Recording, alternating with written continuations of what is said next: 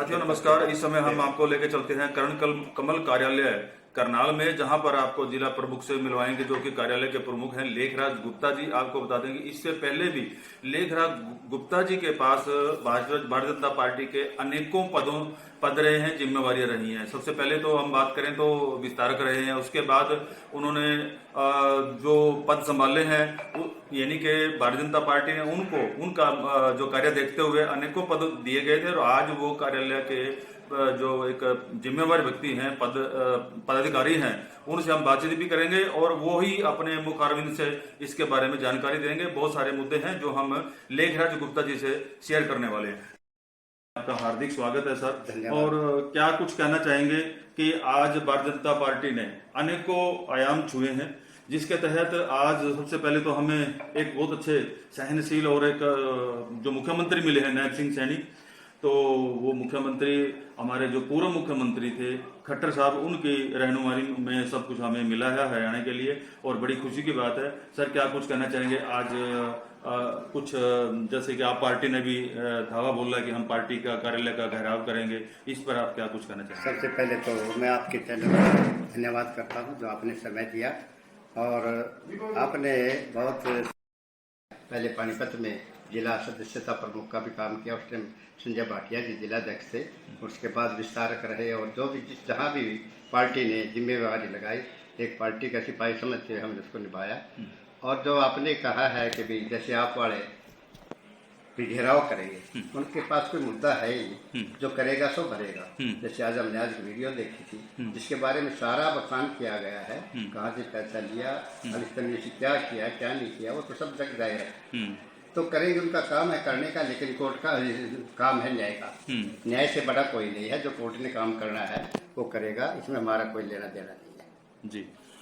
तो आज जब अब लोकसभा का चुनाव होने जा रहा है और आप पार्टी के कार्यालय के प्रमुख भी हैं, तो इस जो लोकसभा का जो चुनाव होने जा रहा है, खट्टर साहब का चुनाव होने जा रहा है, तो उसको किस तरह से देखते हैं? लोग कहते हैं कि पहले मुख्यमंत्री था, अब लोकसभा का चुनाव लड़ने जा रहा है, तो वो प्रमोशन की बजाय डिमोशन होती हुई नजर आ रही है। इस पर आप क्या कहेंगे? हमारी पार्टी में कोई प्रमोशन डिमोशन नहीं है। हर कार्यकर्ता पार्टी का सच्चा सिपाही है। मनोहर लाल जी भी पुराने सच्चे सिपाही है। वो संगठन का काम है, किसी को ऊपरला पद दे नीचा है तो सभी कार्यकर्ता। इसमें ऐसा हमारी पार्टी में कोई रूल नहीं है डिमोशन प्रमोशन का जी। और चेहरे सामने आ रहे हैं, जैसे कि कुरुक्षेत्र की सीट पर नवीन जिंदल जी लोकसभा का चुनाव लड़ने जा रहे हैं, उसको टिकट दे दी गई है। इससे पहले 100 करोड़ की कोयला घोटाले में उनका नाम आया था और वो भी 2014 में आदरणीय नरेंद्र मोदी जी ने वो कुरुक्षेत्र की भूमि पर उनका बखान किया था कि उनको भ्रष्टाचार के तहत नवाजा गया था। आज उन्हीं को सीट दे दी गई है, इस पर आप क्या कहना चाहेंगे? देखियो, कोई किसी के बारे में एलिगेशन लगाना और उसको सिद्ध करना, एलिगेशन तो कोई किसी के बारे में भी लगा सकता है, लेकिन सिद्ध ना हो इसका मतलब वो सही है। तो इसमें कोई वो मुद्दा नहीं है और बड़ी अच्छी छवि के आदमी है, मिलनसार है नवीन जिंदल जी और बड़े दानी है। पहले भी वो वहाँ से MP रहे हैं और अभी पार्टी ने उनके इस काबिल समझा और उन्हें स्वीकार किया और भारी मतों से नवीन जिंदल जी जीतेंगे और साफ छवि के आदमी है। संजय भाटिया जी ने गोंडा की रैली में ये कहा है कि भी खट्टर साहब को कि आपको कहीं घूमने फिरने की जरूरत नहीं है, हम बैठे हैं और हम ही चुनाव आपकी झोली में ये लोकसभा की जो सीट है वो आपको डाल देंगे, आपको कहीं घूमने फिरने की जरूरत नहीं है। इसी तरह का विचार पंडित चरणजीत लाल जी ने दिया था, जो कि उन्होंने हार का मुंह देखना पड़ा। तो इस पर आप क्या कुछ कहेंगे? देखो, आदरणीय मनोहर लाल जी संगठन के माहिर है और चुनाव लड़ाने में माहिर है, लड़े भी है लड़ाई भी जी। कह रहे तो हर एक आदमी उनके बड़ाई के अंदर कुछ भी कहे दे, लेकिन इसमें तो मनोहर लाल जी अपने सूझबूझ से काम करेंगे। हमारा काम एक सिपाही की तरह काम करना है, वोट मांगना है और लोगों को मोटिवेट करना है, क्योंकि हमारे पास इतनी नीतियां हैं मोदी जी ने चलाई है और मनोहर लाल खट्टर साहब ने भी चलाई है, जिससे कि सबसे पहले तो जो बिना खर्ची बिना पर्ची नौकरी मिली है। हम जाते हैं देहात में तो लोग ये कहते हैं भी आप तो हमारे लिए राम हो गए, अभी हमारे बच्चे नहीं लग सके थे, बगैर पैसे के लग रहे हैं। तो ये मुद्दे पब्लिक में कहेंगे और पब्लिक बड़े खुले दिल से वोट देगी और सरकार बनाएगी और मनोहर लाल जी को बहुत मतों से विजयी बनाएगी। मनोहर लाल खट्टर जी लोकसभा के अभी टिकटार्थी हैं, यानी कि टिकट उनको मिल भी चुका है, और क्या वो घर घर जाएंगे, गांव गांव जाएंगे वोट मांगने के लिए, या उनके लिए जो पार्टी कार्यकर्ता काम करेंगे? जो एक कैंडिडेट का काम होता है, मनोहर लाल जी कैंडिडेट है, पार्टी तो उनके साथ है ही, और वो जो ठीक सोचेंगे वो जाएंगे, वोट भी मांगेंगे, घर घर भी जाएंगे, जहाँ जितना उसका होता है सारा काम होगा। ये तो वैसे कोई उठा ले दूसरी बात है, लेकिन इलेक्शन के अंदर सारे काम होंगे। पर भारतीय जनता में एक सवाल आता है बार बार कि मनोहर लाल खट्टर जी मुख्यमंत्री थे और हमने उनको विधायक चुना था, लेकिन लक्ष्मण रेखा के अंदर ही वो रह गई हैं, जनता को मिलने नहीं दिया गया। पुलिस का घेराव कह सकते हैं या प्रशासन का घेराव कह सकते हैं, किसी को भी मिलने नहीं दिया जाता था। अब वो सांसद बनेंगे, क्या अब भी हमें सांसद जो पहले की तरह ट्रीट होता था, अब भी क्या उसी तरीके से ट्रीट हो पाएगा?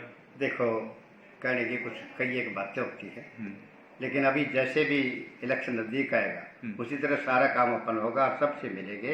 ऐसा कुछ नहीं, कोई दायरा बंदेगा ना, पहले इतना था, लेकिन कोई प्रोटोकॉल होता है। हाँ। प्रोटोकॉल के हिसाब से कुछ एक बंधन होते हैं, वो आगे सब खत्म हो जाएंगे और पब्लिक की इसी तरह सेवा करेगी। हमारे जिला के कितने ऐसे मोर्चे हैं, कितने विंग हैं जिस पर हमारे कार्यकर्ता काम करने वाले हैं? 17 मोर्चे हैं और ये 5 मोर्चे हैं, और इसके अलावा प्रकोष्ठ है, विभाग है, सभी अपनी अपनी जगह, ये तीसरे का नाम है, सभी सिपाही है, जहाँ जिसकी जिम्मेवारी लगी है, सभी अपना तय दिल से काम करेंगे और नीतियों को उजागर करेंगे।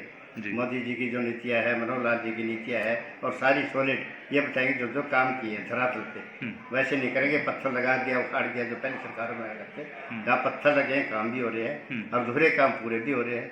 पहले कोई टंकी नहीं लगा करता सड़कों की, इलेक्शन डिक्लेयर के बाद भी अब हमारे राज्य में टंकी लग रही है, मनोहर लाल जी के राज्य में, तो सारे काम होंगे और पब्लिक को इसी तरह अंत्योदय आखिरी आदमी को उठाएंगे और सेवा करेंगे। जी, अब जनता के लिए क्या कुछ अपील करने वाले हैं? अब तो जनता के लिए ये अपील करते हैं कि सोच समझ के वोट।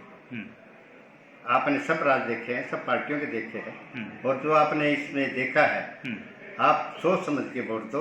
ऐसा ना हो कि आप भटक जाओ, हर तरह का लालच देने आएंगे, लेकिन पब्लिक समझदार है, जनता समझदार है, वोटर समझदार है, उसको पता है किसने क्या काम किया है, उसी का अनुरूप वो मोदी जी की और मनोहर लाल जी की नीतियों को देखते हुए वोट देंगे। Thank you sir.